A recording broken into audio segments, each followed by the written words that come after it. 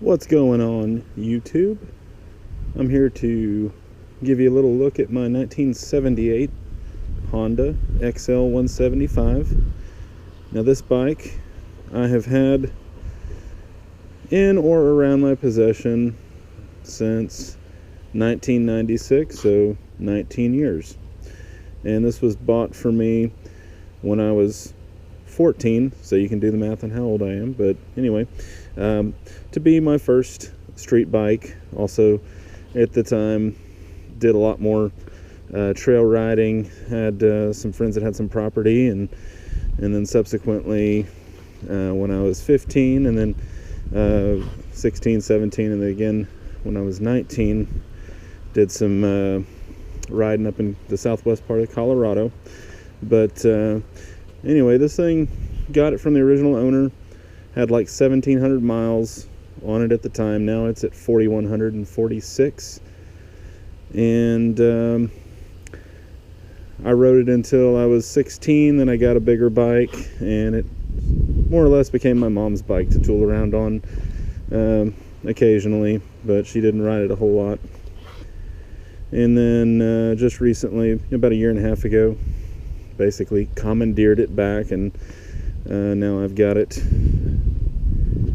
So just wanted to kind of go around it and show you what it's about. So anybody that knows anything about the older Honda off-road bikes, dual sport and scrambler type bikes, knows that the XLs were, around from the early to mid 70s. This particular model debuted in 1973, and this is the last year, 78, before they went to the XL185.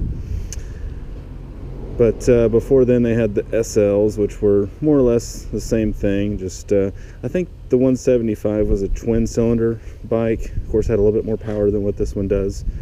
And then they had all the various different sizes, starting at like the SL70, and then I think they went to the XL75 when they went from the SL to XL series. But anyway, so this bike's pretty well original. Got a few little, I'm not sure if that's going to show up or not, some scratches on the front fender. I did that. Was going down a real steep embankment. Locked the rear wheel up, got it sideways, and then unlocked the wheel, and it threw me over the high side. Actually, that's not when that happened. I just fell over on some rocks, and it folded the fender under there. That's what happened there. The headlight gap, you can see that little gap there. That's what happened when I high-sided it. But mostly original. Had to recover the seat some years ago, right after I got it, pretty much. Just had, real, right along here in these creases, it was getting real dry and started to crack.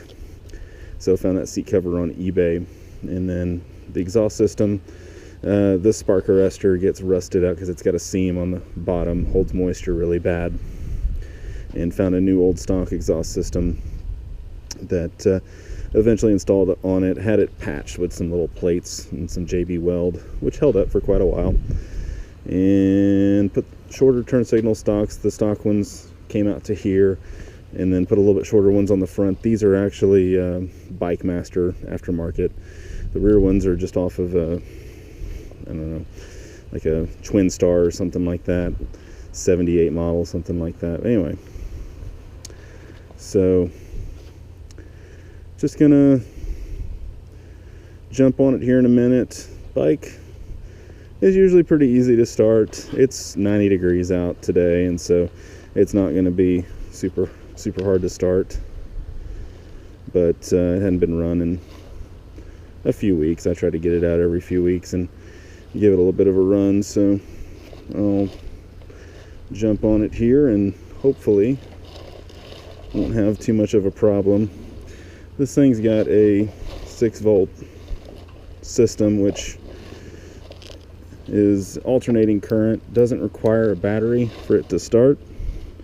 This ignition switch is a little finicky, where it doesn't always have power when the key's on, but turn the gas on. Probably doesn't need a whole lot of choke today, again, because it's warm. And give it a little bit of a kick. It may not start just because the gas, I ran it out last time I ran it. And my ankle's kind of feeling bummed, so don't want to. There it goes, almost. And not too bad. So, see, already idles. That's how warm it is today.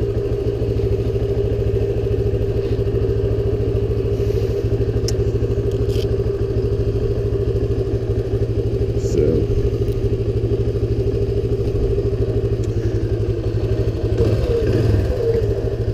take it for a little ride and see what it does.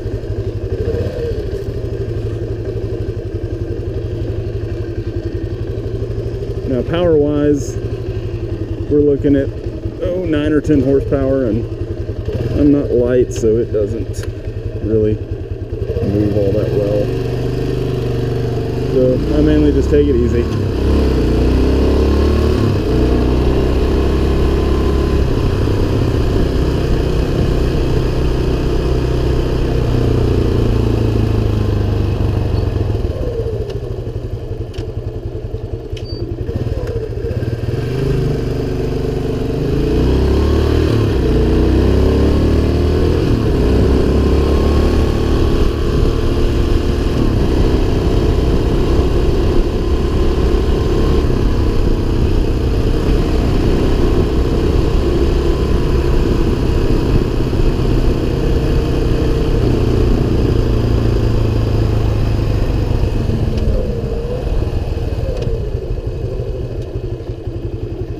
Gonna stop and readjust my camera real quick. There we go.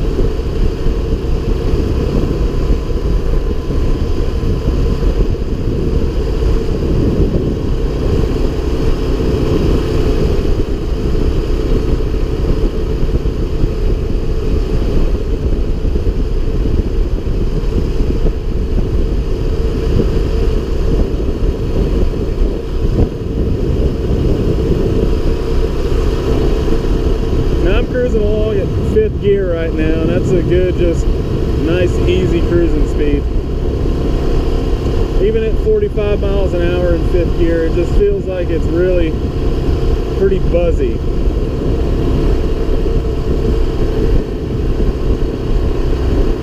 Top speed's about 62 miles an hour, and I haven't taken it up that fast in a long time.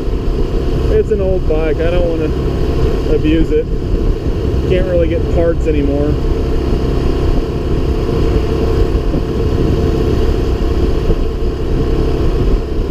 And I just realized my turn signal's on. I'm driving like a senile person.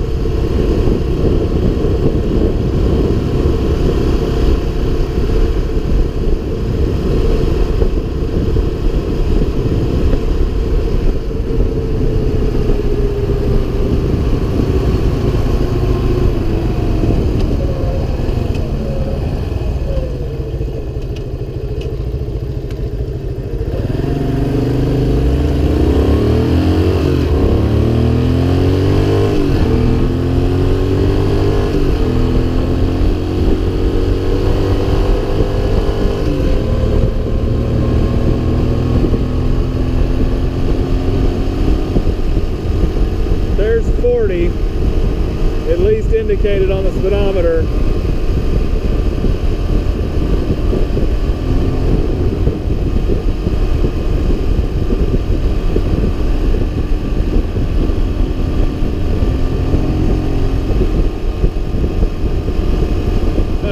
actually have the power to go around this car that's going a little slower than the speed limit.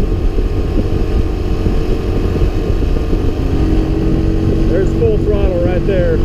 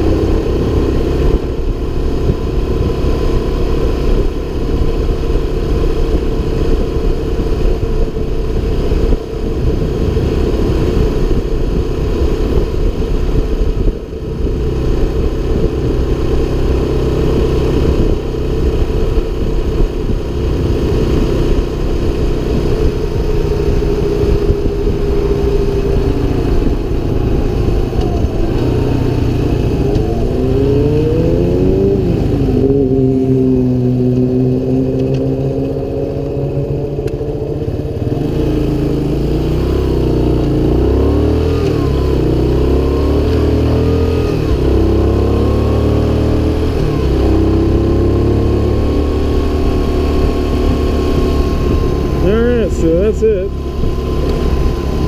Go ahead and shut the video off. Thanks for watching. I'll have more stuff soon.